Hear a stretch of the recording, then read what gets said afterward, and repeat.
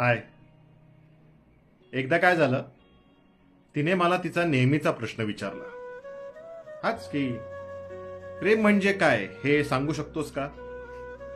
मग मी तिला म्हणालो, तू कधी बुद्धिबळ खेळलीयस का? तर ती म्हणाली, हो, खेळलीये. पण मी तुला काय विचारतीये, तू काय बोलतोयस? मग मी तिला म्हणालो, अगं वेडाबाई, प्रेमही बुद्धिबळासारखंच असतं.